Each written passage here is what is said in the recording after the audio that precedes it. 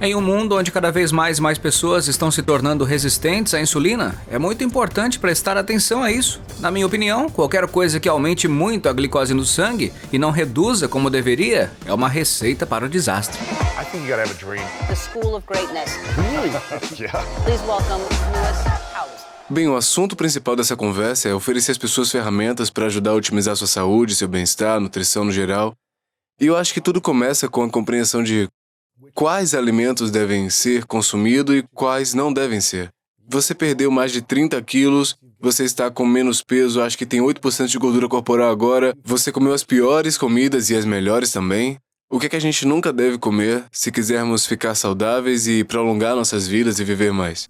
Bem, é claro. E com isso, podemos nos dividir em duas categorias, Certo. tá? Há uma categoria baseada em evidências, na qual temos pesquisas das últimas décadas. O problema que às vezes eu tenho com essa categoria baseada em evidências é que, embora seja a melhor e mais concreta, ela se move em um ritmo um pouco mais lento do que todo o resto, sabe? Quando você começa a analisar, ok, o que estamos vendo em pesquisas mais recentes que podem não ser baseadas em evidências ou podem não ser epidemiológicos ainda, ou são apenas dados observacionais. Mas é uma daquelas coisas em que ainda podemos analisar coisas básicas e começar a ter ideias. Portanto, a outra categoria é obviamente, mas eu não sei, anedótica, ou o que vemos em material de observação. Mas eu vou começar com a número 1, com a qual eu acho que quase todo mundo concorda. As gorduras trans. Você nunca come gordura trans. Sim, com as gorduras trans, há muitos dados que demonstram que elas estão relacionadas à gordura visceral, as gorduras relacionadas ao estresse endotelial. Todos esses aspectos diferentes são inflamatórios para o corpo humano. E as gorduras trans, que você encontrará na maioria das manteigas, amendoins, em qualquer coisa, se você olhar o rótulo, ele vai dizer... Oh, cara, eu amo manteiga de amendoim. Eu sei, bem, não terminei, você só precisa dar uma olhada no rótulo. Se ele tiver um adicional de gordura trans, não coma. Sim, se tiver escrito parcialmente hidrogenado, e o que isso significa é que eles basicamente pegaram uma gordura que normalmente seria líquida em temperatura ambiente e adicionaram um componente a ela. Basicamente, elas acrescentaram hidrógenos adicionais para transformá-la em uma gordura saturada, de modo que ela fique estável na prateleira. À primeira vista é como se disséssemos, ok, isso é ótimo, permite que as coisas fiquem estáveis na prateleira por mais tempo, até que você percebe que manipulou uma gordura de forma completamente artificial para que ela se tornasse outra coisa com a qual o corpo francamente não sabe como lidar. E isso é uma coisa comum, seja você um defensor do baixo teor de carboidratos, seja você uma pessoa que consome muitas calorias, seja você uma pessoa que consome poucas calorias, seja você de jejum intermitente, não importa em que categoria você esteja. Você pode ser vegano, não importa. Quanto às gorduras trans, não vi nenhuma maneira de contornar a situação em que você poderia posicioná-las como boas. E quando você começa a observar o que isso faz em termos de resposta inflamatória no corpo, essa é provavelmente a maior parte a qual precisamos prestar atenção. E isso está nos hiperprocessados. Geralmente tem gordura trans. Sim. Então, quais são as principais categorias? Porque você pode comer manteiga de amendoim e não ter gordura trans, né? Geralmente é manteiga de amendoim, que tem aquela camada de óleo que você precisa gastar uns 30 segundos mexendo ela. E a pior parte é que ela cai na sua camiseta enquanto você está mexendo ela. Suas mãos e tudo. Sim, é uma bagunça, é um desastre. Por isso, geralmente opto por uma manteiga da macadâmia ou algo assim. É como uma consistência mais fina. É cara, né? Mas as manteigas de amêndoas, com certeza, eu só acho que elas são exageradas. Tem muitas manteigas de amêndoas por aí. Tem a manteiga de coco, maná de coco, é fantástico. Então, apenas tentando substituir essas coisas. Eu não quero criticar a manteiga de amendoim em si. Qualquer coisa que tenha uma grande quantidade desses óleos hidrogenados foi claramente adulterado para se tornar algo. Não quero dizer que não seja seguro para o consumo, mas... Não é saudável. Tá quase lá. Não é saudável, É interessante, certo? Quais são os outros alimentos? Gorduras trans? Tem alguma outra coisa que você acrescentaria a essa categoria? Para viver Olha, mais? falar nunca é uma coisa muito ousada, né? Quantidades muito limitadas, né? Se você quiser prolongar a qualidade da sua vida por mais tempo. Eu vi que o American College of Cardiology, nos últimos dias, finalmente listou os grãos refinados como algo que não é exatamente o melhor para as doenças cardiovasculares. E eu digo não exatamente o melhor, meio que com aspas, porque eu sou cuidadoso com a forma como eu digo isso. Mas qualquer coisa, quando você começa a entrar nesse processo hiperpalatável e refinado, é o que vai levar o prêmio. Eu poderia falar sobre o açúcar, poderia falar sobre várias lectinas ou qualquer outra coisa, mas usemos nuances, com certeza, podemos separar essas pequenas coisas. Mas o que sabemos são as coisas que estão afetando o cérebro de forma diferente, entendeu? Certo. A nutrição cognitiva. Sim, bem, a nutrição cognitiva, mas também os sinais que ela está enviando ao cérebro. Hilberman fala sobre esse tipo de coisa o tempo todo. Precisamos olhar para o quadro geral aqui. Se algo é hiperpalatável, e o que isso está fazendo com a dopamina no cérebro, o que está fazendo com os sinais é, em última análise, nos levando de A para B. Está enviando sinais falsos para o corpo em geral. Está bagunçando esses ciclos de feedback. Portanto, um amido refinado, se você comesse... Olha, para começar, eu não sou um grande defensor de grãos. As pessoas podem me atacar por isso o dia todo, mas, pessoalmente, eu não me sinto bem com grãos. É assim que eu sou. Seu corpo não processa muito bem, né? É, tipo isso. Eu não consigo identificar exatamente o que está acontecendo. Eu poderia fazer uma pesquisa para a gente ficar conversando aqui, com uma discussão matizada e tudo mais, só que... Os benefícios, Mas uma coisa é certa, quando você analisa os dados de um grão integral, que ainda é um grão, e os grãos refinados... Qual a diferença entre esses dois? Muito diferente. Bem, quer dizer, um grão integral está em sua forma de casca inteira. Pensa no arroz integral, com a casca. Pensa nas camadas de digestão que precisa ocorrer. Pense na lentidão, no tempo que leva para digerir isso. Então você olha para algo que é refinado, algo que foi transformado em uma flor, branqueado, tratado, com desodorantes, para ficar basicamente daquele jeito, desprovido de nutrientes. É aí que ele é refinado, é aí que se torna um problema, porque realmente não tem muitos nutrientes, além de ser um carboidrato bastante vazio, que eles têm que fortificar com todo o resto, para em última análise, colocar de volta as coisas que eles tiraram quando branquearam, para ficar daquele jeito. Então, quando você realmente desvenda o que é, nem parece que é algo que você deveria comer. E é aí que, mais uma vez, você pode entrar em discussões e brigas com as pessoas, mas quando você realmente explica, ok, talvez devêssemos viver o mais próximo possível da Terra. E isso é uma coisa bastante equilibrada e honesta de se dizer. Portanto, esses amidos refinados, sim, você começa a perceber. Ok, sim, há um risco potencialmente maior de inflamação. Há um risco potencialmente maior de aumento de glicose no sangue, coisas assim. E em um mundo em que cada vez mais e mais nós estamos nos tornando resistentes à insulina, é muito importante prestar atenção nisso. Na minha opinião, qualquer coisa que aumente muito a glicose no sangue e não reduza como deveria, é uma receita para o desastre. Porque o que acontece com o corpo quando ele está nesse pico de glicose, de açúcar no sangue? Com frequência ao longo do dia, mês após mês, ano após ano, década após década, o que é que isso faz com o corpo, com o sistema nervoso, com o cérebro, intestino, com o sistema? A glicose alta é o primeiro problema, mas o que vem depois, que realmente se torna a questão principal, é a hiperinsulinemia. Os níveis de insulina estão muito altos em conjunto com isso, entendeu? Então, isso fica mais perigoso. Como você chama isso? Hiperinsulinemia. Portanto, é quando os níveis de insulina estão muito altos. A glicose alta é uma coisa, mas a insulina alta é outra coisa. De forma consistente, né? Sem cair. Sim, exatamente. É por isso que eu sou muito cuidadoso com isso. Ter um pico de glicose não é inerentemente ruim. Se você comer algo com carboidratos ou até mesmo comer frutas, terá um pico. Mas se não voltar a baixar, é aí que você tem um problema. Ou se a insulina estiver constantemente alta porque tudo está fora de controle, o pâncreas não sabe o que fazer e as células beta não estão produzindo insulina na taxa certa e produzem mais porque não tem certeza do que está acontecendo com você. Portanto, desde que a insulina baixa a glicose, digamos que você come um pãozinho. Você come um pãozinho e sua glicose sobe muito. Bem, a próxima coisa que vai acontecer é que o fígado vai detectar que a glicose está na corrente sanguínea. Ele enviará um sinal para o pâncreas que secretará insulina. E essa é a bela harmonia de produção de insulina que permite que a porta de entrada das células se abra e a glicose desça e tudo fique certo, bem? Sendo assim que acontece esse ciclo maravilhoso no organismo, tá tudo bem.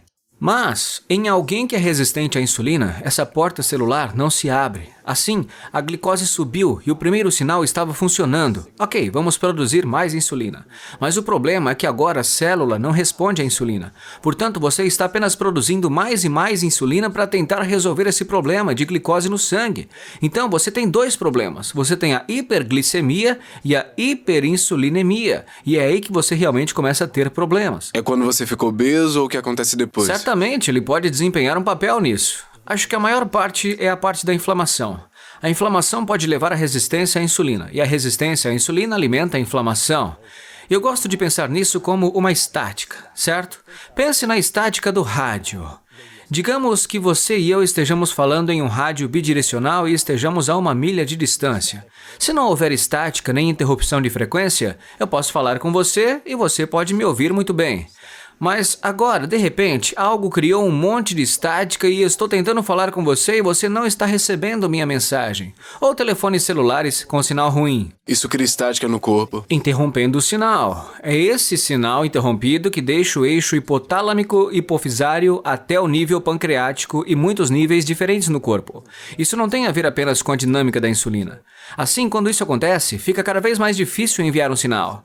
E então tudo fica fora de controle. Então, quando os níveis de inflamação estão altos, você está em um estado de doença crônica, e assim fica. Por isso, costumo dizer às pessoas, se você está realmente preocupado com isso, faça uma análise dos seus painéis inflamatórios. Veja seus níveis de proteína C reativa, veja as várias interleucinas. Isso realmente te diz muito, mas sem uma opinião especializada, como é que vai ficar, né? Claro, é. Mas, voltando aos amidos refinados e carboidratos refinados, isso é algo que não tem... A fibra não está no lugar para retardar a digestão. Faltam os minerais. Faltam muitos dos outros componentes que normalmente retardariam a digestão para que ela possa ter um pico em um nível controlável. E você fica com esse pico fora de controle que não tem nada para desacelerá-lo. Então, qual a principal causa da resistência à insulina? Essa é uma pergunta muito difícil de responder. E os dois lados que estão meio que se opondo agora. Um lado diz que é a ingestão de gordura saturada, o que é interessante. Não gordura trans, mas saturada. Bem, as gorduras trans também desempenham um papel nisso, porque a gordura é saturada em geral, certo? Agora, se eu concordo com isso, não 100%. Acho que em diferentes departamentos sim. O outro lado diz, tudo bem, é simplesmente comer muito açúcar e ter um alto teor de açúcar. Mas tem ressalvas. O consumo excessivo de açúcar é certamente um problema, mas e se você não estiver usando? Eu acho que estamos voltando aos princípios básicos muito simples. Porque na internet as pessoas às vezes têm uma visão de túnel e ficam falando de uma coisa só, que o açúcar é um problema, é uma droga. Eu não acho que o açúcar seja algo que todos devemos comer em grande quantidade. Mas será que você pode ter mais anistia em relação ao consumo de açúcar se estiver realmente movimentando o seu corpo? Esse é o problema que enfrentamos. Portanto, a questão do açúcar, sim, comer açúcar é definitivamente um problema quando se trata de resistência à insulina, vírgula, né? Se você não for ativo. Isso serve como uma licença para dizer que você pode comer todo o açúcar que quiser se for ativo? Não. Mas a ressalva é que, mais uma vez, as pessoas comem muito açúcar e depois ficam sentadas, elas não se mexem. E o maior impulsionador que estamos vendo agora para a sensibilidade à insulina, o oposto da resistência à insulina, é a massa muscular esquelética e a movimentação do corpo com essa massa muscular esquelética. Então, quando você tem isso ajuda você a baixar a insulina ou o que? Ele é chamado de dissipador de glicose. Então, se você olhar para os meus bíceps e pensar como... É um bíceps bonito. É um belo bíceps, certo? Então, pense nele como um reservatório de glicose, onde é quase um repositório de glicose que eu consumo. Posso consumir glicose. Se eu movimentar meu corpo, há algo chamado captação de glicose independente da glicose ou independente da insulina. Isso significa que, independente da insulina, eu posso sugar a glicose diretamente para os meus músculos. Quanto maiores os músculos que eu tenho, mais glicose posso absorver. Ele age como uma pia. E isso não vai ter um impacto tão negativo sobre você? Sim, negativo, porque tenho mais potencial para armazená-lo como glicogênio e muito mais potencial para simplesmente processar e dissipar. Exato. Se você não tem músculos, acho que o problema é a qualidade dos músculos, é massa muscular, densidade. Ou se você não tem, o que é que tem com músculo? Acho que isso ainda está para ser visto. Okay. É nesse ponto que estamos vendo mais pesquisas. Não acho que o tipo de fibra muscular seja importante. Bem, eu posso estar errado, mas pelo menos não estamos vendo isso no momento. Mas é muito interessante, e as pessoas não precisam ser fisiculturistas. Não estamos falando em quantidades ridículas. Estamos falando que o músculo é a maior sucção de glicose. Portanto, seria uma explicação muito simples dizer que, se eu tivesse uma pessoa de 50 quilos sentada ao meu lado, com muito pouco músculo, e comêssemos um pedaço de bolo do mesmo tamanho, a glicose dessa pessoa provavelmente teria um pico maior do que a minha. E mesmo que tivéssemos pesos semelhantes, mas apenas observássemos a massa corporal magra, digamos que eu tenho 90 quilos, e alguém sentado aqui ao meu lado tenha 90. Eu tenho 60 quilos de músculos e ele tem... Isso não vai ser exato. Eu tenho 60 quilos de músculos, ele tem 35 ou algo assim. A reação deles a esse pedaço de bolo de chocolate será totalmente diferente da minha reação a esse bolo, mesmo que tenhamos o mesmo peso. Portanto, esse é um pedaço muito grande. E eu digo que até mesmo mover o corpo, flexionando os bíceps ou fazer alguns agachamentos, suga a glicose para o músculo muito rápido. Sem levantar peso. Só flexionando. Apenas movimentando o corpo. Portanto, quando você diz qual é a maior causa da resistência à insulina, É o consumo desses carboidratos processados hiperpalatáveis e de grandes quantidades de carboidratos em conjunto com a falta de movimento do corpo. É por isso que, eu quero dizer, você vê atletas que podem consumir 500 gramas de carboidratos. E esse é o problema que tenho com a grande parte da comunidade do CrossFit. Eles têm os atletas de alto nível no CrossFit que dizem 500 gramas de carboidratos, 500 gramas de carboidratos, falando com os atletas de nível básico de CrossFit, que fazem 40 minutos de treino de CrossFit e depois ficam sentados no escritório o resto do dia. Eles não estão constantemente se movendo, flexionando, Exato. tendo mobilidade, alongando e tudo isso. E eu acho que para prestar um serviço a outra parte dessa discussão, a parte da gordura saturada, é interessante porque a parte da gordura saturada basicamente implica que quando você consome grandes quantidades de gordura saturada, isso afeta as células beta e a sua produção de insulina. Agora, quando você olha para isso, a comunidade carnívora ou a comunidade super low carb consome grandes quantidades de gordura saturada e geralmente não desenvolve resistência à insulina. Portanto, o que começamos a observar é, ok, bem, deve ser esse meio termo. A gordura saturada se torna um problema quando está associada ao consumo excessivo de todo o resto.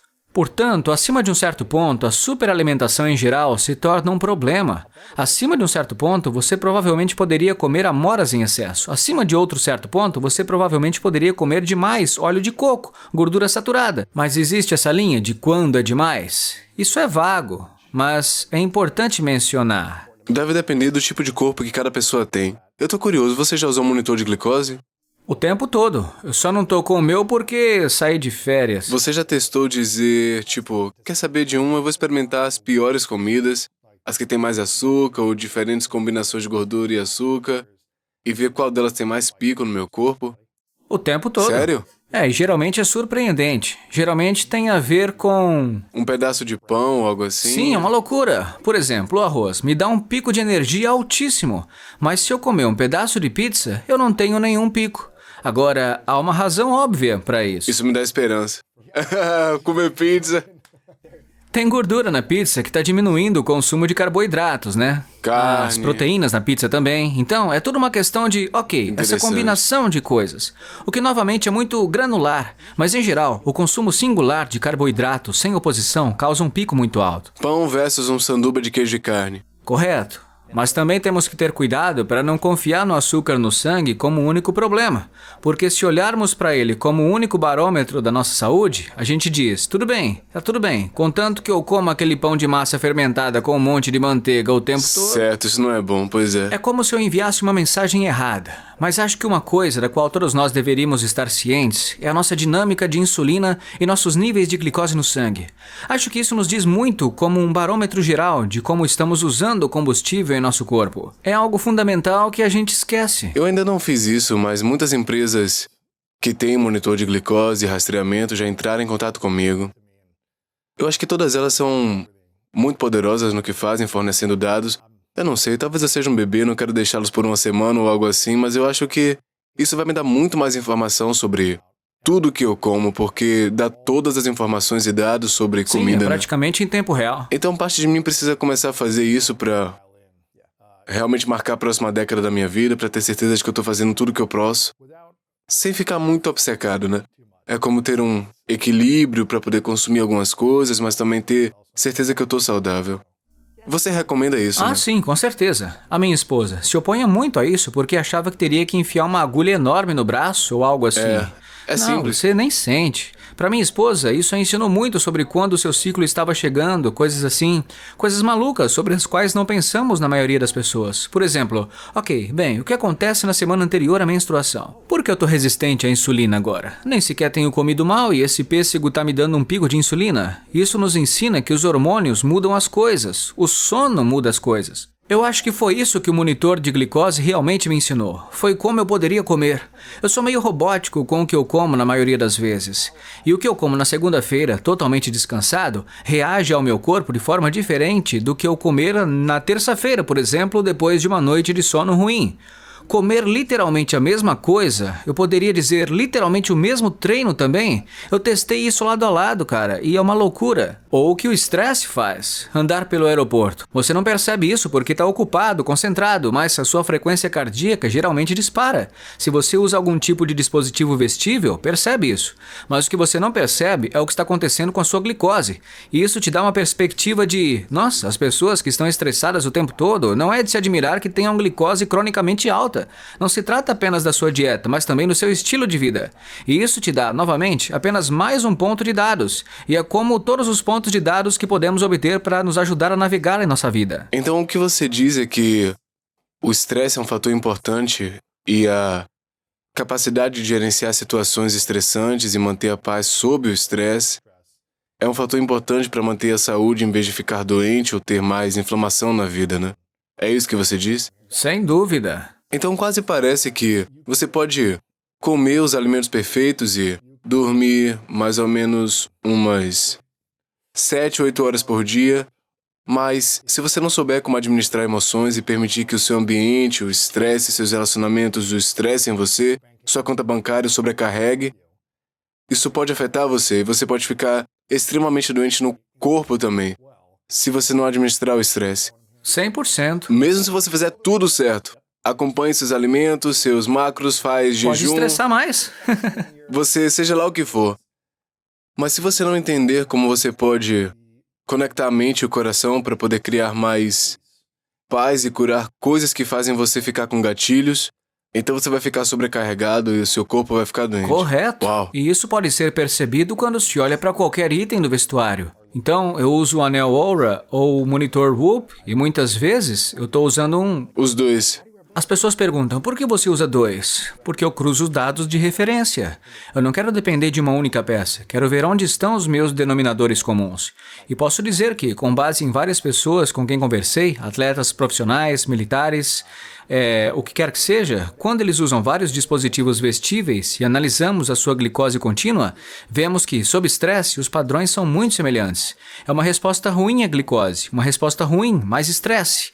Ele se torna um catalisador para qualquer tipo de estresse. Privação de sono, mais estresse. Você é como uma bomba relógio. E eles geralmente andam de mãos dadas porque você não dorme quando está estressado ou fica estressado. Você come lanche de noite, o que quer que seja, né? É. Cara, isso é interessante, muito legal. Na sua vida, quais são as principais causas de estresse para você? E também quais são as principais causas de estresse para as pessoas? São as relações, família, carreira, dinheiro? Quais são as coisas que estressam as pessoas e o que estressa você? Boa pergunta. Eu acho que as pessoas com quem converso em vários níveis altos, normalmente atletas... Militares. Os militares trabalham em um tipo de... A dinâmica familiar deles é excepcionalmente estressante, sabe? Porque isso é um pouco... Eles ficam fora 6 meses, Ou operações especiais implantadas de última hora, portanto, isso é quase uma anomalia. Portanto, suas situações são muito estressantes, baseadas em relacionamentos. Mas na maioria das pessoas com quem converso, sim, grande parte do estresse vem dos relacionamentos e também vem da relação com a família. Sério? Eu tive de me posicionar de uma maneira diferente, em termos de relacionamento. Eu tô com a minha esposa desde o ensino médio, então isso é pesado. Eu tenho 2 filhos pequenos, é estressante, mas a forma como você percebe esse estresse é tudo, certo? Você lembra do trabalho da Angela Duckworth? Tenho certeza de que você conhece o trabalho dela. É como se dissesse, a forma como você percebe o estresse é, na verdade, o impacto que ele tem sobre você. Estresse, angústia. Sua interpretação dos eventos, não o evento em si, Exato. que causa o estresse, como você o percebe ou interpreta. Por exemplo, uma criança que está animada para ir para Disney. A sua resposta fisiológica no corpo é semelhante à minha na época do imposto de renda. Sério? Mas pensa nisso, eles estão animados para ir para Disney. A adrenalina tá Sim, alta. tudo isso. O cortisol, a adrenalina, tudo igual a mim na hora do imposto. E novamente, é uma maneira simples de dizer isso, mas é a interpretação. Não consigo me animar com o pagamento de impostos, não importa como eu transforme. Isso não é o que acontece. Mas se eu realmente tentar encontrar aspectos positivos que possam diminuir a carga, o que eu quero dizer com isso é que as pessoas que estão estressadas com seus relacionamentos, com a família, porque os relacionamentos podem ser um pouco mais difíceis, quando alguém acaba de conhecer uma pessoa e há aquele estresse no relacionamento, porque você está tentando alinhar os valores. Mas quando você tá numa relação e se tem parceria... Se os valores estiverem alinhados, Como você percebe esse estresse deve ser diferente. Eu incentivo as pessoas, especialmente os atletas profissionais que estão viajando o tempo todo, a dizerem: vejam seus relacionamentos e a sua família como algo positivo. Isso é um estresse só de trabalhar. O estresse que você está enfrentando com a sua família, embora seja difícil, está trabalhando para melhorar o relacionamento. Compare isso com o estresse financeiro e algumas coisas que estão de certa forma fora do seu controle. Não quero dizer que as famílias não estejam totalmente sob seu controle, mas vejo a minha família como um fator de estresse que não vai se transformar em um incêndio. Tipo, eu preciso ter intimidade com a minha esposa mesmo que eu não esteja muito afim, sabe? Isso não é ruim, ok? Ou eu preciso passar esse tempo com meu filho, mesmo estando cansado e exausto, eu penso: oh, que droga de garoto. Não, é como se eu dissesse: ok, tô cansado, mas é só ir à academia. Sei que isso tá me fazendo bem, mesmo que eu não esteja com vontade. Portanto, essa é uma categoria diferente. E o que me estressa pessoalmente, assim como você, é que somos visíveis o tempo todo. E as pessoas se esquecem de que, para sermos visíveis, tem muitos atributos negativos diferentes. Claro, tem suas vantagens, é ótimo em muitos aspectos. Mas qualquer pessoa que já tenha estado no centro das atenções e sob escrutínio o tempo todo, isso é um fator de estresse constante. E não importa como você interprete as coisas, elas vão pesar sobre você. Portanto, a maneira como lido com isso é simplesmente estar ciente, reconhecer e entender que não há problema em sentir o que sinto.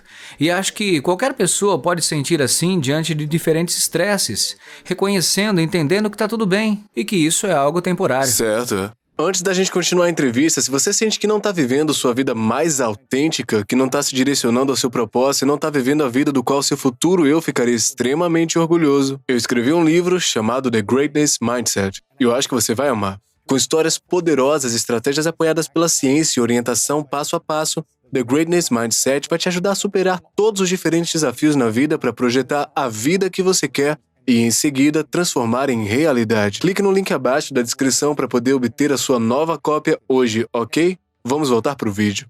Eu tô curioso para saber como você chegou a esse espaço em primeiro lugar. Porque num ponto você pesava 127 quilos, era muito acima do peso na época, então... como foi que você chegou a esse ponto? Quais foram os motivos emocionais, se você pudesse olhar para trás, que o levaram a colocar o seu corpo, a sua saúde e a sua vida nessa direção? Qual foi a chave que o levou a entrar nesse campo e agora perder todo o peso, ter menos de 8% de gordura corporal e ser um deus grego esculpido do YouTube? Todas essas coisas que te ajudaram a conseguir... Quer dizer, você foi de um extremo a outro, de certa forma, mas se tornou muito instruído e informado. E como isso aconteceu? Uma boa pergunta. Quer dizer, quando eu estava mais pesado, era um corredor de cross-country magro no ensino médio. Jogava rugby, mas era ponta. Então sempre fui um tipo de cara leve e rápido. Super magro. Sempre me provocavam por ser magro. Então, pra mim, era como: preciso ficar grande, preciso ganhar músculos.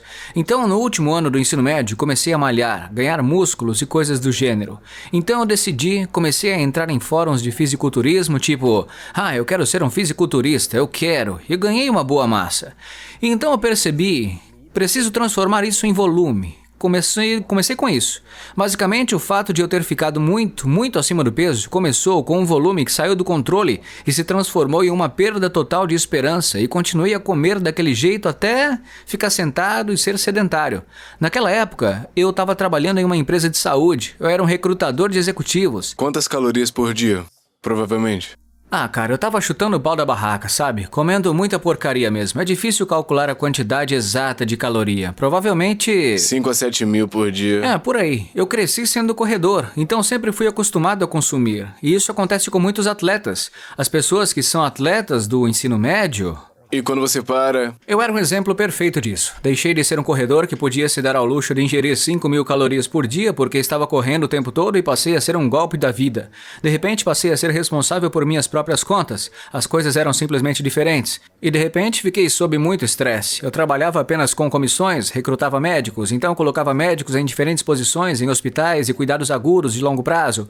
Era muito estressante porque se eu não tivesse um bom desempenho, não recebia o pagamento. E com isso vinha um monte de estresse.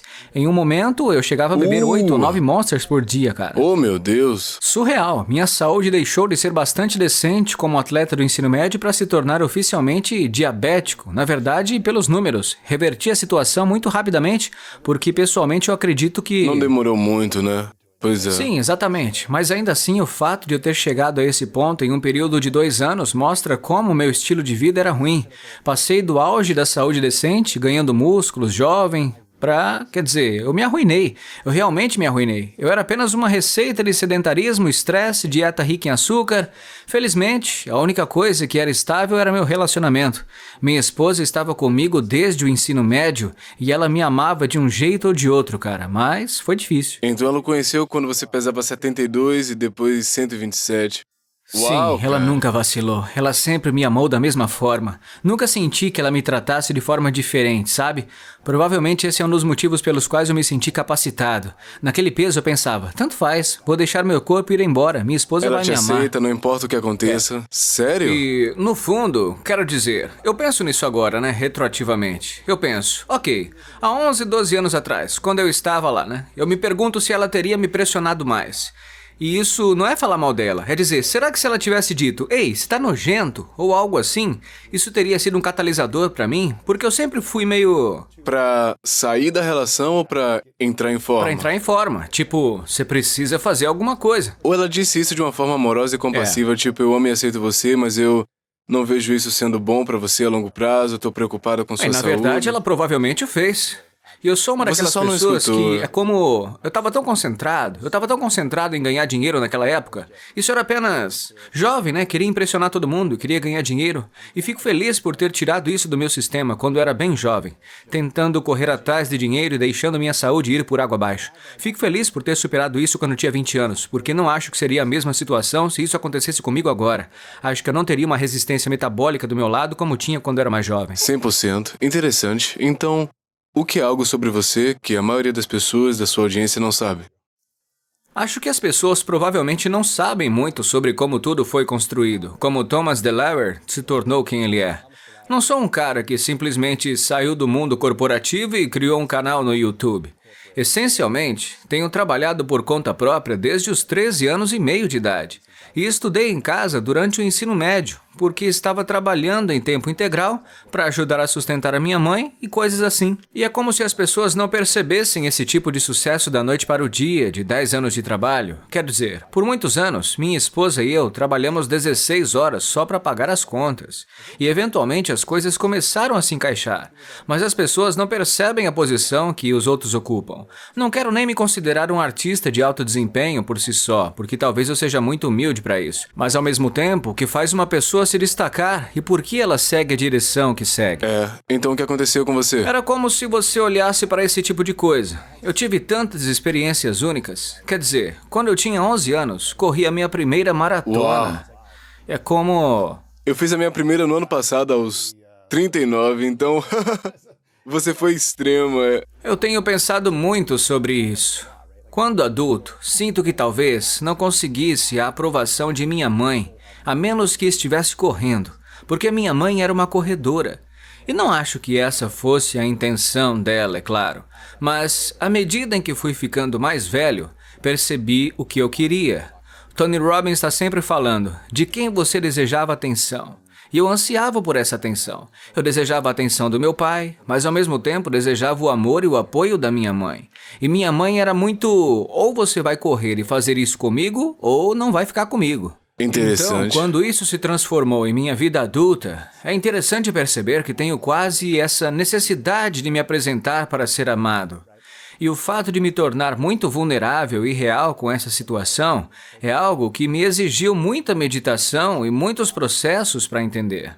Tudo bem, preciso me apresentar, mas também sinto que preciso ficar em forma para ser digno de amor e preciso estar. Mas eu poderia... Isso é algo que você sentia agora ou sentia naquela época? Acho que é algo que eu sentia na época e que definitivamente sinto de uma forma estranha agora que tem um grande público. Porque, de certa forma, o fato de estar ciente disso ajudou nessa situação. Mas em outros aspectos, o fato de ter um público também os ampliou.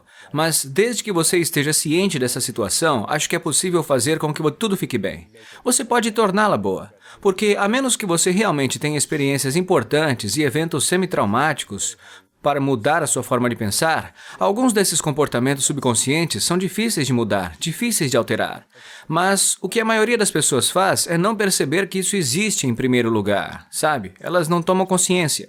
Portanto, se eu entrar em uma sala e entender que, tudo bem, vou sentir que essas pessoas vão me julgar se eu não for um espécime, se não for perfeito, mas se eu realmente acredito nisso, é outra história. Portanto, isso torna o processo mais divertido. Ele o transforma em um jogo. Então agora, para mim, é um desafio contra meu subconsciente, de certa forma. É como se eu dissesse, ok, eu posso mudar isso, ou reconheço isso e posso conduzir isso e posso usar isso como um...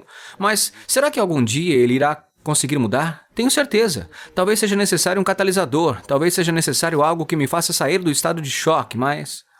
Você sente que se ama e se aceita plenamente onde está, independente do que faça, ou você ainda não chegou lá? Não. Sério?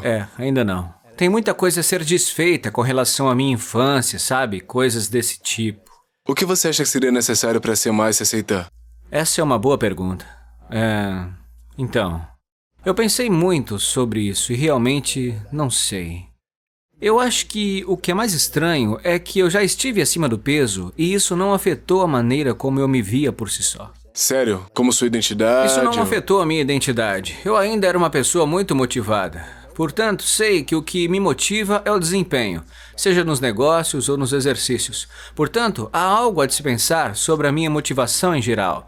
Isso não tem necessariamente a ver com a minha aparência física ou meu corpo físico. Portanto, isso é... Mas apesar disso, resultados. Resultados. E ser uma pessoa assim pode ser prejudicial se isso for tudo o que você está buscando. Se tudo for uma sensação transacional, sabe? E há muito estresse e pressão, tipo, ok, eu tenho 15 milhões de visualizações por mês, quase 3 milhões de inscritos, toneladas de seguidores. Essas pessoas estão acostumadas a me verem numa forma física específica, uma condição, tanquinho e tudo mais. E você fica muito tempo sem camisa quando ensina coisas, né? Você sente o peso, a pressão, o estresse de ter sempre essa aparência muito fortão. Sim, com certeza. Sério? É assim que eu me sinto. Você já sentiu que pode simplesmente relaxar? E o engraçado é que quando eu relaxo, meu corpo parece que melhora. Sério? É engraçado como funciona, né? Mas sim, com certeza. Ao mesmo tempo, é como se eu amasse muito o que faço. E embora eu tenha alguma juventude ao meu lado, me sinto muito bem com isso. Não sinto que estou indo em uma direção que seja prejudicial à minha saúde mental. Mas com isso, é como se você olhasse para os algoritmos que estão sempre constantemente recompensando você por um comportamento que pode não ser bom para a sua saúde mental a longo prazo. E o que eu quero dizer com isso é que, sim, é péssimo quando você observa o fato de que um conteúdo seu sem camisa no Instagram supera drasticamente o conteúdo com uma camisa. Essa não é exatamente a resposta que eu quero ter constantemente em minha vida. Por isso, às vezes, há até perguntas do tipo, é isso mesmo que eu quero? Esse é o meu destino? É isso que eu vou continuar fazendo? Será que essa é a minha resposta transacional que não está alinhada com a minha bússola moral? Sabe? Então, eu procuro fazer as coisas e também faço essas perguntas. Interessante. Então, como é que você combate isso? Então, eu diria que posso combater isso utilizando diferentes sistemas nas redes sociais. Por exemplo, no YouTube. É uma chance para eu... Quase nunca eu estou sem camisa no YouTube. O YouTube é um lugar onde as pessoas me respeitam por minha capacidade de articular assuntos complexos. Pesquisa. E isso é algo que eu poderia fazer se fosse atropelado por um ônibus e ficasse paralisado da cintura para baixo ou do pescoço para baixo. Eu ainda poderia fazer isso e ainda acho que as pessoas me respeitariam por meu intelecto. Isso mostra que o Instagram é uma plataforma muito diferente, onde tudo é mais visual. Por isso, eu tento encontrar um equilíbrio que me permita ter um pouco dos dois. No YouTube, há uma oportunidade de exercitar meus músculos mentais, por assim dizer, e realmente articular essas coisas. Portanto, é quase uma maneira sistemática de fazer isso. Agora, isso é muito superficial. Acho que o que você está perguntando é em um nível mais profundo, né? Como eu faço para equilibrar essas coisas? Eu quero dizer, obviamente, por meio de muita meditação, de muito trabalho externo e interno, trata-se de, ok, como posso interpretar isso de uma maneira diferente? Quero dizer, se vai ser, estou tentando pensar, não quero dizer isso e acabar explodindo, mas, obviamente, os psicodélicos são uma parte disso. Mas não quero necessariamente falar sobre isso. Então, apenas de várias maneiras, por meio de meditação, para chegar numa perspectiva diferente. E também a boa e velha terapia. Acho que as pessoas não... Elas colocam isso em um balde onde, se você vai à terapia ou fala sobre situações, sobre a sua vida, que isso é um ponto de fraqueza. Mas eu uso isso como uma vantagem. Quer dizer, isso é algo como se eu fosse... É como um código de trapaça. Se você aprender como reagir a alguma coisa e por que faz certas coisas, isso é um código de trapaça para ajudar melhor os outros. E as pessoas se esquecem disso. Portanto, o fato de que ainda estou num jogo de maestria, que nunca me dominei e nunca alcancei a maestria final, sabe, eu tô em paz com isso porque, novamente, o fato de ser tão motivado torna tudo mais agradável. É como uma jornada constante que eu posso seguir. Claro. Em uma escala de 1 a 10, vamos chamar isso de escala do amor próprio e paz própria. Sendo 10, você se ama e se aceita totalmente, tem muita paz, seja você se odeia e não tem amor próprio, está em constante estresse. Em média, em que posição você está na escala? 6,5. 6,5. É. Qual a sensação? Eu diria que sinto que estou confiante em quase todas as decisões que estou tomando conscientemente, mas sinto que há um pouco de desalinhamento dos meus... uma pequena dissonância cognitiva dos meus valores fundamentais e do que talvez eu esteja destinado a fazer na minha vida. E o que você está destinado a fazer? O que você acredita que está sendo chamado a fazer? Sinto que estou arranhando a superfície disso no momento.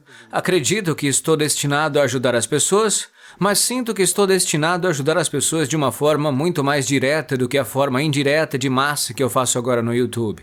Sinto que há algo maior, sinto que há uma crise existencial, se preferir, em alguns aspectos, mas sinto que há mais que posso dar e mais que eu posso fazer para ajudar não apenas outros, mas a mim mesmo indiretamente, ajudando aquelas outras pessoas.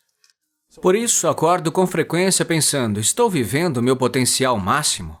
E à medida que envelheço e começo a sentir mais dores em meu corpo, percebo, ok, agora as coisas doem quando faço exercícios. E coisas tipo, ok, o que eu costumava traduzir como até que ponto posso me esforçar fisicamente, agora é muito mais, bem, o que mais posso dar e o que mais posso fazer mentalmente e espiritualmente a respeito disso. Interessante. O que é vago, né? Mas sinto que há mais na mesa e sinto que o prato definitivamente não está cheio. Como seria?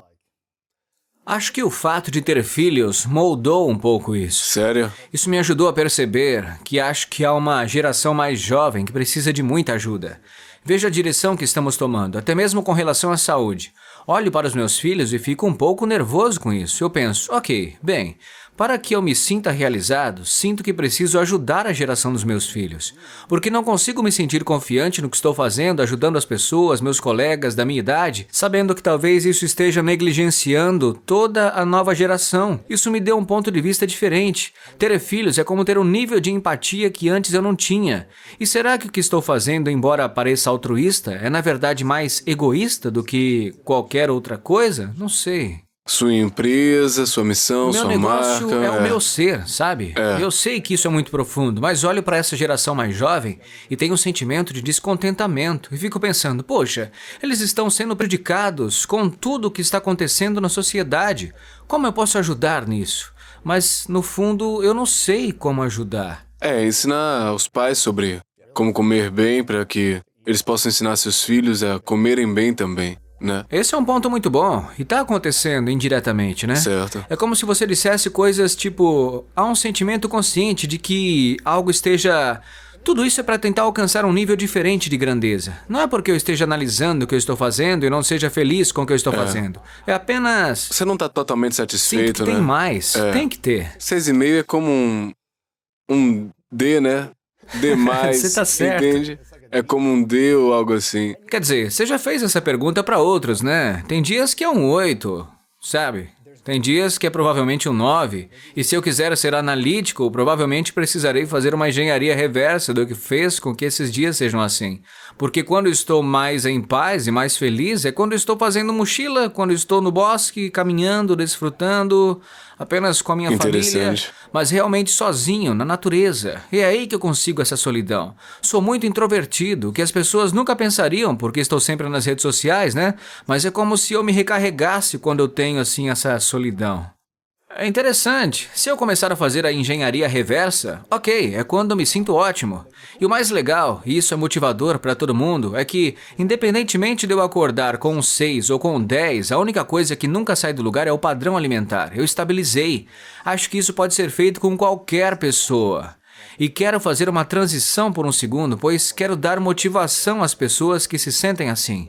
Porque muitas pessoas, se acordassem se sentindo com um 6, comeriam como um 6. Ou talvez pior do que 6. E no dia seguinte acordam com a nota 5 porque comeram como uma nota 5. Então, de uma forma simples, coma como um 10 para ser sempre um 10. Mas como as pessoas realmente fazem isso? Eu já tive com vários nutricionistas, pesquisadores da saúde, especialistas em perda de peso e tudo isso, e psicólogos e terapeutas falando sobre esses assuntos, mas para muita gente é extremamente difícil disciplinar a dieta, disciplinar a ingestão nutricional e ser consistente em comer coisas saudáveis e boas que elas sabem que devem fazer de forma consistente.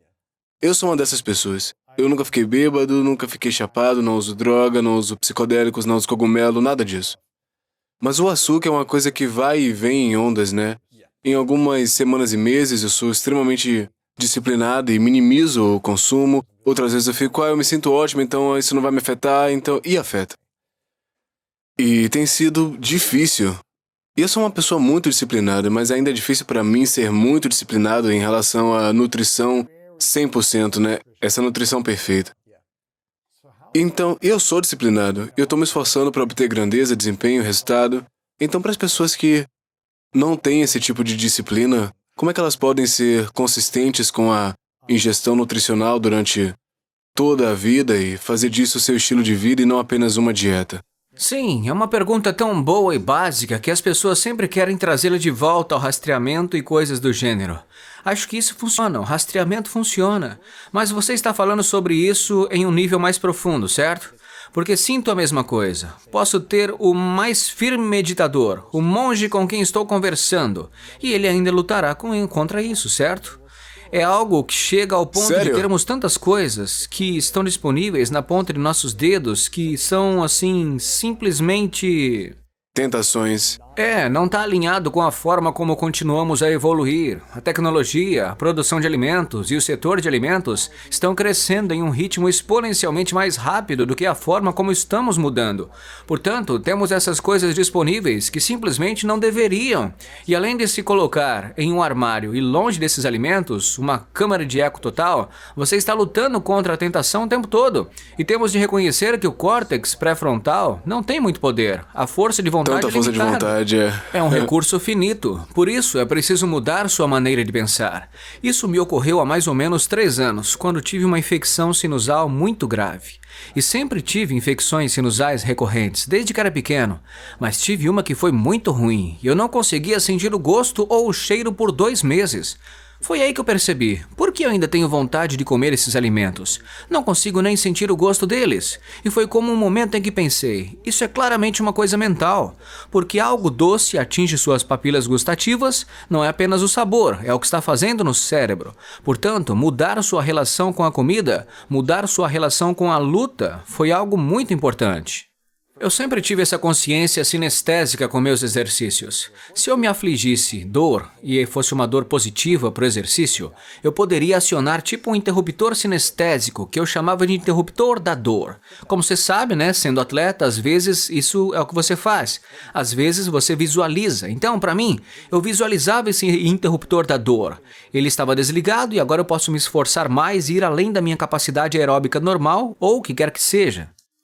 Percebi que porque não posso aplicar a mesma coisa à nutrição sem me tornar robótico, assim mudei a minha relação com a forma como os alimentos me fazem sentir.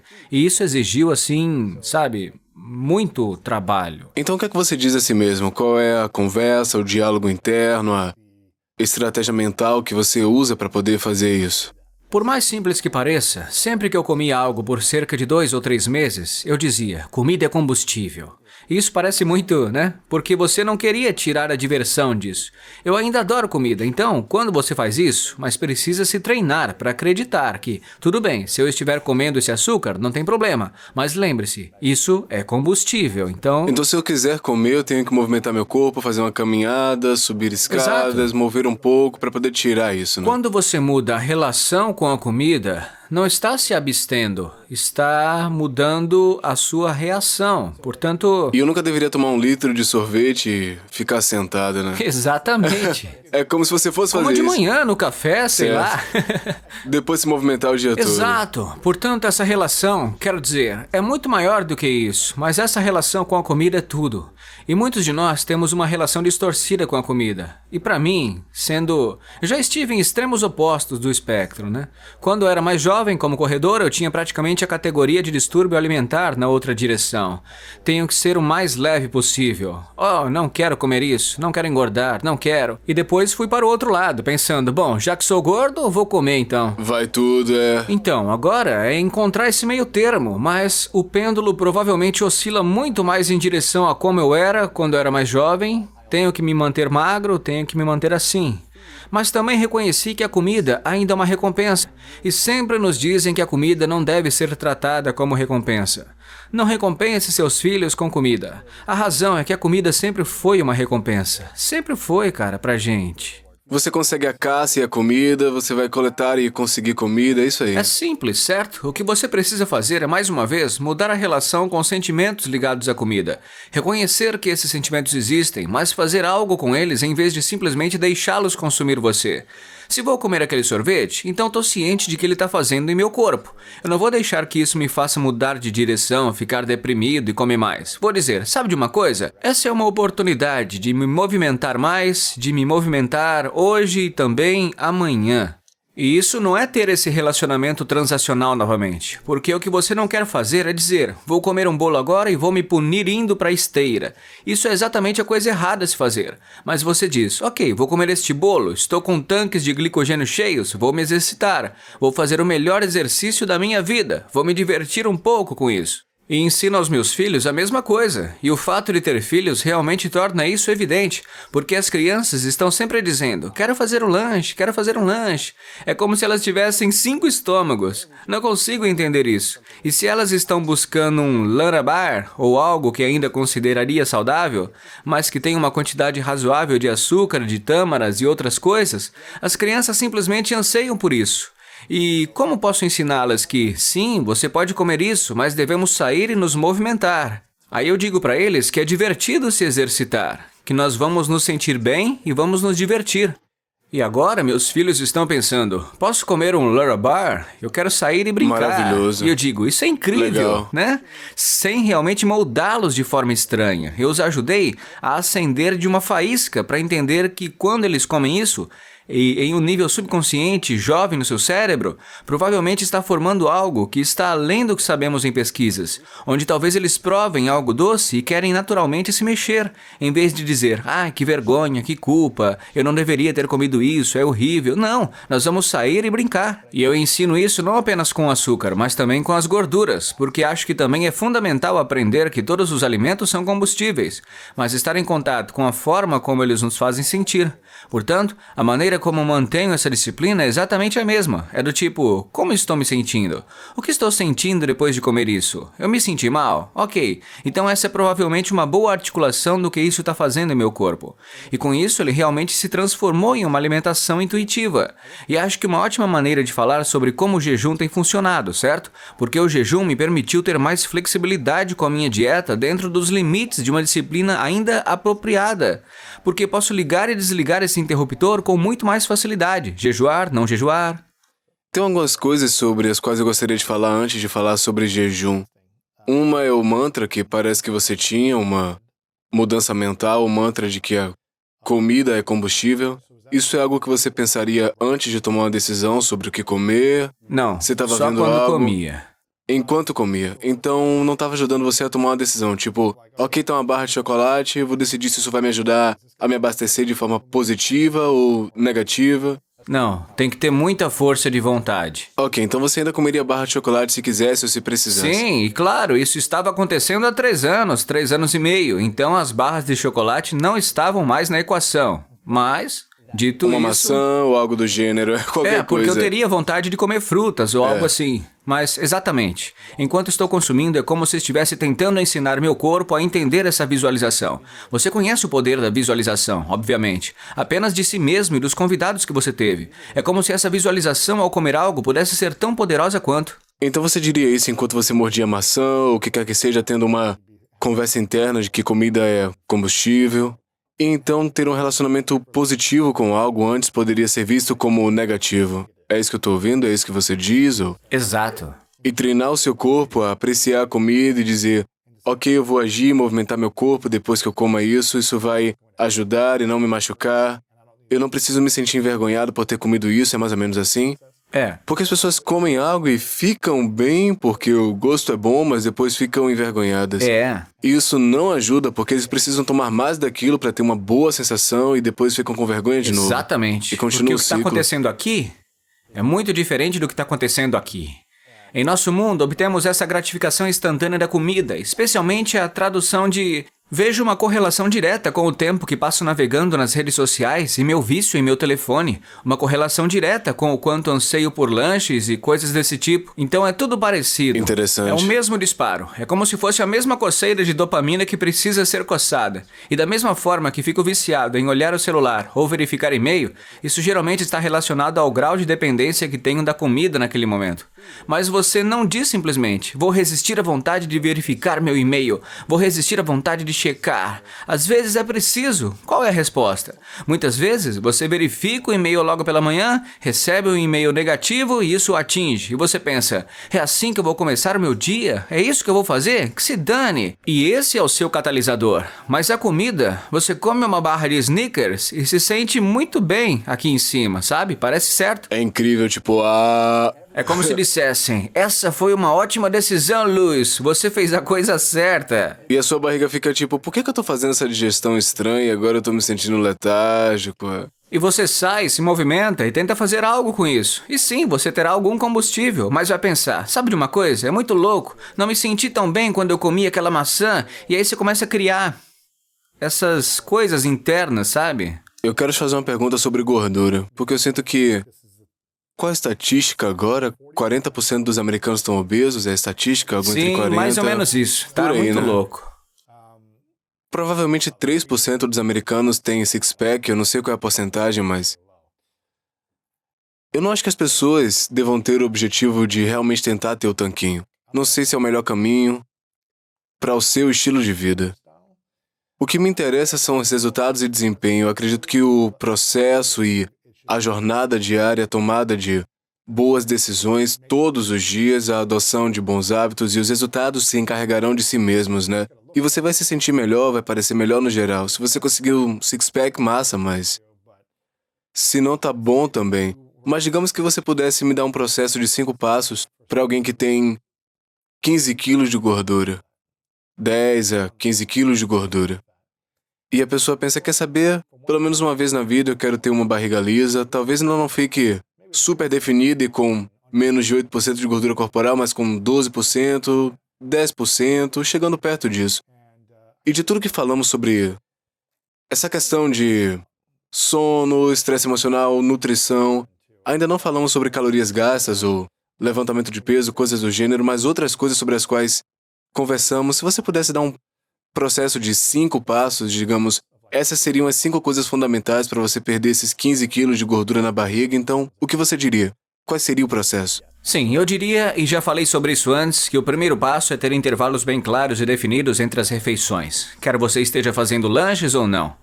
E quero dizer com isso que, em vez de comer durante todo o dia e manter os níveis de insulina constantemente altos, acho que as pessoas têm muito mais sucesso se tiverem intervalos bem definidos. Portanto, não me importa se você está em jejum ou não, mas tome o café da manhã e tenha um intervalo bem claro e definido até o almoço.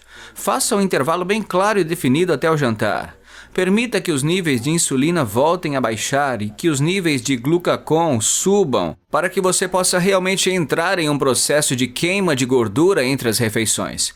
Toda vez que consome algo, você interrompe um pouco esse processo. Interessante. Mesmo que as suas calorias sejam... Sim, isso entra na equação, mas você precisa ter esses picos e vales um pouco. Intervalos entre consumos, né?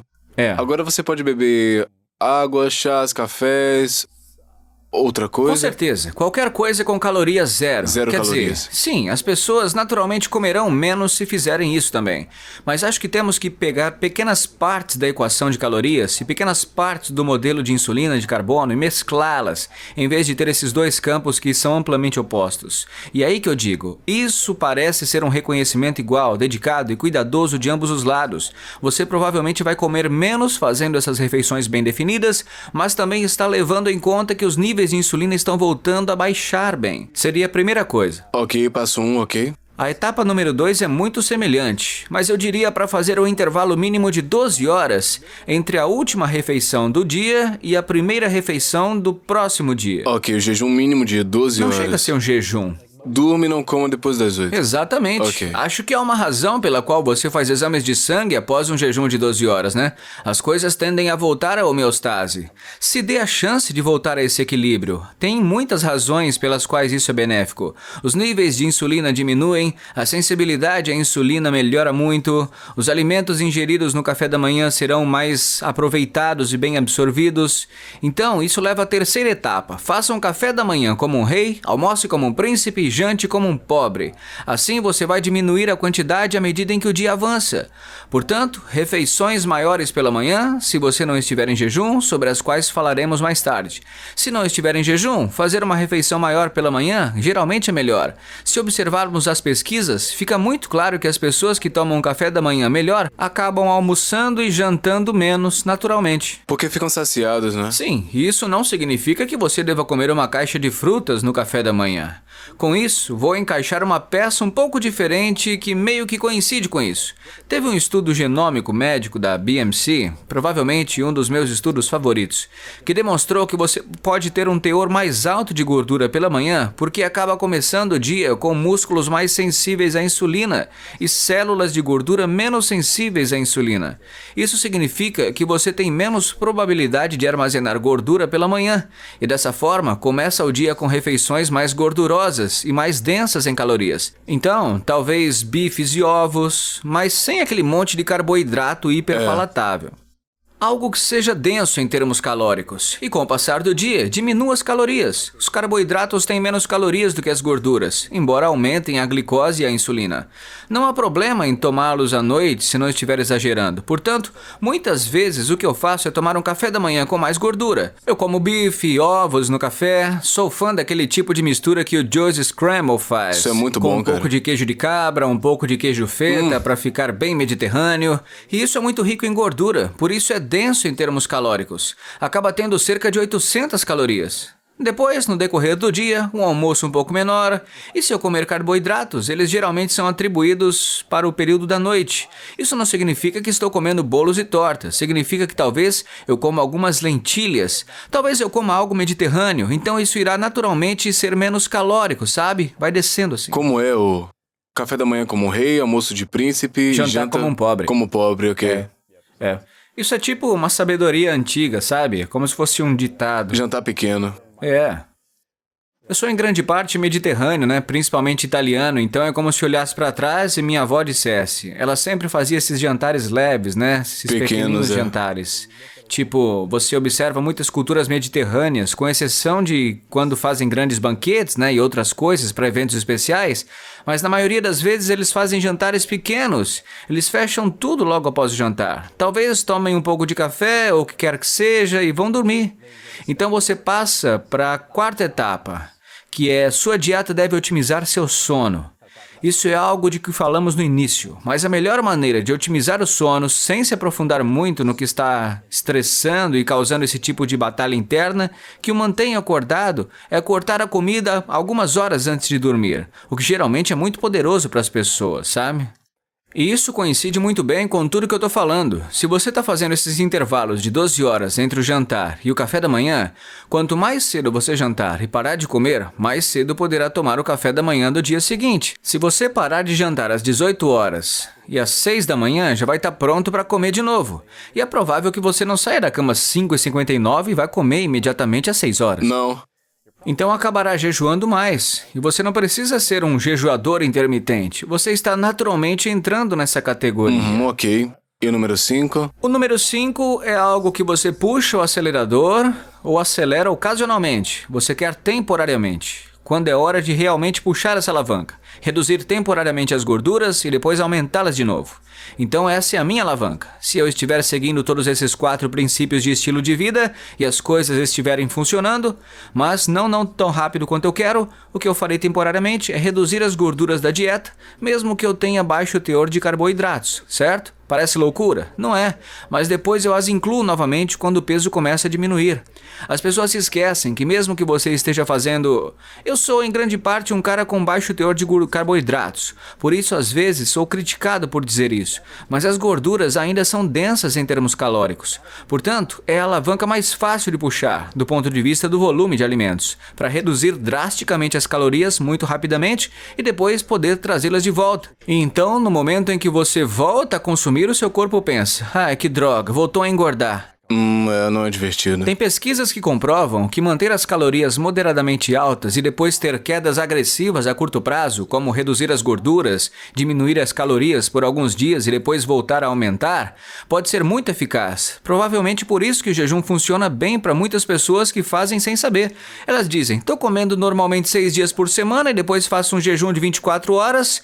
E é ótimo, porque você nunca deixa seu corpo se acostumar com essa redução de calorias. Você fica tipo status quo, sabe? O que está acontecendo? E depois volta ao normal. Para quem você recomenda o jejum e para quem não recomenda? Não acho que haja muitas pessoas que não devam fazer jejum até certo ponto, mas tem um grande número de tipos de jejuns diferentes. Tem o de 24, de 16... Exatamente. E um jejum de 16 horas, se você quiser colocar um rótulo nele, pode se chamar jejum intermitente. Mas há muitas pessoas por aí que provavelmente estão fazendo jejum intermitente e não sabem que estão fazendo, porque 16 horas é bastante. Acho que os benefícios começam a partir de 16 horas. Então, alguém que faz jejum de 16 horas geralmente funciona. E são 2 motivos simples: restrição calórica e redução de insulina. Nada de mágico está acontecendo com o jejum de 16 horas, mas quando você começa a ultrapassar essa marca, os benefícios aparecem. Pessoalmente, faço jejum 3 dias por semana, com um jejum de 20, 21 horas. Então, continuo fazendo 2 refeições. Faço isso apenas 3 dias por semana, de modo que é um pouco intermitente.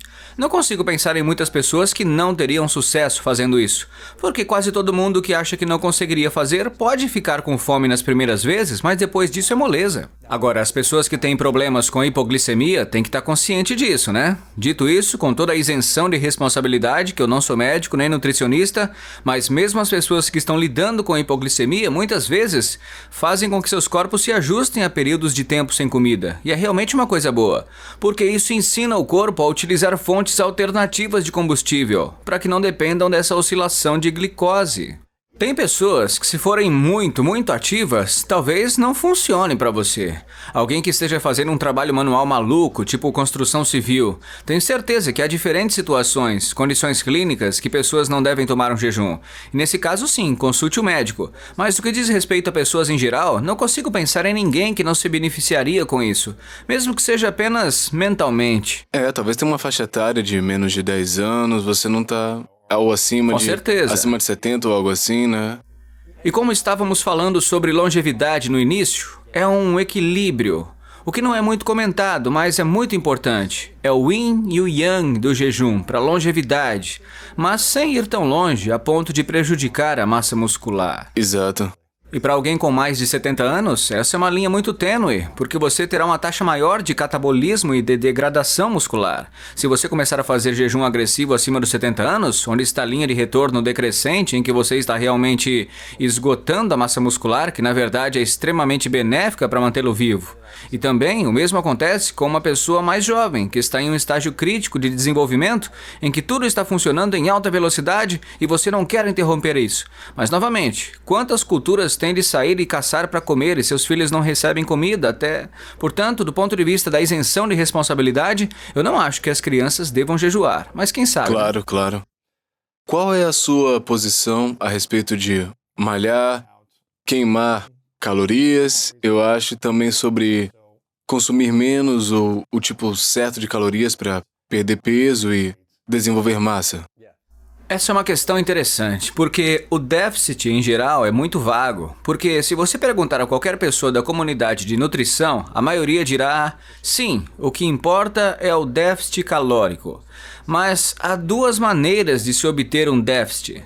Um déficit nutricional ou um déficit induzido por exercícios. Uma vai ser melhor do que a outra. Pelo que observei em geral e pelo que vivenciei, você está, entre aspas, sem aspas, em fluxo. Eu vou explicar isso. Fluxo, F-L-U-X, é chamado de fluxo G, em uma capacidade maior quando você está induzindo um déficit em um nível de exercício, porque há mais atividade metabólica acontecendo. Portanto, se eu estivesse sentado no sofá, morrendo de fome, teria dificuldade em aceitar a ideia de que isso é bom. Acho que a atividade é importante. Há uma linha tênue do que é demais. Portanto, tem algo chamado fluxo G, e o fluxo G é essencialmente onde eu preciso de energia para queimar mais calorias. Portanto, se você consumir 2.000 calorias e eu consumir 5.000, e você consumir 2.000 e eu 5 no papel, parece que ambos estamos com peso líquido zero, certo? Não é o caso. Na verdade, eu queimei mais calorias porque há uma demanda de energia associada a uma espécie de mobilização, que eu chamo de taxa de mobilização. Você sempre tem que pagar uma taxa. Se alguém sai para trocar uma para-brisa ou 5 para-brisas, tem que pagar mais taxa do que quem troca um, não é? Portanto, essa taxa de mobilização. Eu estou tendo que mobilizar mais atividade metabólica. E só isso, o fluxo disso, já tem uma demanda de energia. E há muitas pesquisas que comprovam isso. Portanto, alguém que consome 5.000 e queima 5.000, na verdade, queima muito mais do que alguém que come 2.000 e queima 2.000 por causa do fluxo de energia. E seu corpo continua queimando depois que você queima mais, né? É. Porque você teve que gastar mais energia para queimar essas 5.000 calorias. Totalmente. Então seu corpo não desliga, ele continua queimando por mais horas, provavelmente, né? 100%. E Alan Aragon colocou isso em uma forma interessante. Ele disse, sim, e se alguém que está, obviamente, estando perto de atletas profissionais, você quase pode sentir uma energia que eles têm que é diferente de quem está, digamos, definhando em uma cama de hospital. Há literalmente uma energia diferente que é emitida. E isso parece coisa de bruxo, mas não é. É como se eles estivessem fluindo. É como se eles estivessem fluindo em uma capacidade diferente. A ingestão de calorias é alta, o gasto é alto, tudo está em alta em comparação com alguém que está definhando e morrendo. É apenas uma energia diferente e uma demanda diferente. Esse fluxo G é muito real. Mas com esse fluxo G, é preciso perguntar, será que há tanta queima, tanta atividade, tanto estresse oxidativo, que eles estão realmente afetando negativamente a vida útil? Porque você está aumentando essa queime muito, morra jovem. Isso ainda está para ser visto. Interessante. Portanto, gostaria de dizer que acho que é um equilíbrio delicado entre os dois. Acho que os períodos de déficit nutricional e os períodos de déficit de exercício são mais ou menos equilibrados. Se você quiser ser mais detalhista, tente descobrir o que funciona para você. Faça um cronograma disso, porque eu tento segui-lo naturalmente. Há períodos em que eu simplesmente não tenho energia para me esforçar muito na academia, então reduzo meu déficit nutricional. E há momentos em que me sinto como um animal e posso treinar muito duro por 1 mês ou 2. Então, como mais e deixo que meu déficit seja impulsionado pelo exercício. Portanto, acho que é um equilíbrio entre fazer um pouco dos dois. O exercício, sem dúvida, gera mudanças metabólicas, como excreções e todas essas coisas diferentes que desencadeiam mudanças em nossos genes e são tremendas para a longevidade. Claro, é. Acho que tem muito para se discutir sobre isso. Se alguém está procurando desenvolver músculos, quais são as principais coisas que eles devem focar? Acho que o estímulo é o número 1. Já vimos que o Dr. Tommy Wood apareceu em meu canal há pouco tempo. É muito interessante conversar com ele sobre isso, porque a estimulação e o estímulo do músculo são as coisas mais importantes, acima até mesmo das calorias para a construção muscular. Vi alguns trabalhos de pesquisa interessantes que mostram que as pessoas com déficit calórico, desde que as necessidades de proteína sejam atendidas e a estimulação muscular seja presente, desenvolvem músculos, mesmo que estejam em déficit. Portanto, a perda de peso geral pode diminuir, porque elas podem perder gordura, de modo que a termodinâmica aqui se aplica. Mas a hipertrofia está acontecendo independente de estar ou não em superávit calórico. Portanto, tudo isso tem a ver com proteína e estímulo. Portanto, se você realmente quiser simplificar, é isso. É um estímulo consistente, colocando tensão de forma consistente no músculo, porque, novamente, com o jejum, eu digo que é muito importante movimentar os músculos e todo o corpo quando estiver em jejum. Sério? Porque é uma demanda. Você está criando uma demanda. Se você não estiver se movimentando e estiver em déficit calórico, o corpo considerará o músculo que você tem como metabolicamente relevante, não como algo importante. Se você estiver movimentando o corpo durante um jejum ou um déficit, o corpo dirá, ok, mesmo que não tenhamos muita comida à mão, é evidente que esse cara está usando esse tecido, portanto guarde-o, não o queime. Guarde-o, não o queime. Queime a gordura ao redor dela, mas não o músculo. Porque isso é claramente evolutivamente importante do ponto de vista da sobrevivência. Ao contrário, se você estiver morrendo de fome em jejum e deitado, o corpo vai falar, bem, esse músculo é metabolicamente caro, por que estamos gastando toda essa energia para mantê-lo por perto? Fique com a gordura que será boa para a sobrevivência. Portanto, todas essas pessoas dirão, o jejum vai quebrar o músculo e armazenar gordura. O que provavelmente é verdade se você não se movimentar muito, mas se você se movimenta, a situação muda. Interessante. Portanto, para a construção muscular, em um sentido normal, para alguém que não está em jejum ou algo assim, ainda é proteína e estímulo. E quais foram os erros de treinamento ou nutrição que você cometeu no início da sua carreira e que você gostaria de saber naquela época e que você sabe agora e não comete mais esses erros? Boa pergunta. Acho que o que eu teria mudado, por exemplo, é que eu definitivamente teria prestado mais atenção em priorizar a proteína. Passei muito tempo priorizando os carboidratos porque as revistas de musculação me diziam que os carboidratos são o que constrói os músculos. Eu acho que passei muitos anos me levando à resistência à insulina e, por fim, até mesmo a pré-diabetes e, eventualmente, a diabetes fazendo isso. E isso criou uma estrutura ruim para mim. Então, eu gostaria de ter priorizado a proteína. Acho que teria me poupado de muito sofrimento metabólico. Bem, não gostaria de ter feito nada diferente, mas se eu fosse começar hoje, definitivamente não estaria fazendo 6 refeições por dia. Como se fosse tudo. Você precisa fazer 6 refeições por dia porque é assim que mantém seu metabolismo funcionando. Isso me tornou um escravo da comida. Eu só me arrependo de todo o tempo perdido da minha juventude em que eu estava carregando Tupperwares. Preparação de refeições, mochila, comida. Isso simplesmente não era necessário. Quer dizer, você olha para o Stan Efferding, que é uma casa de tijolos. Esse cara é um monstro e come 2, 3 refeições por dia. E até mesmo ele, como fisiculturista de grande porte e com muitos seguidores, diz: não, eu faço 3 refeições por dia, não 6. É como se eu dissesse, todos esses anos desperdiçados com a preparação de alimentos, quando eu poderia ter tomado café da manhã, almoçado e jantado e atribuído a proteína. Certo. É um bom princípio, cara. Você tem muitas informações no seu canal do YouTube, o que é muito inspirador. Quero que as pessoas se inscrevam lá.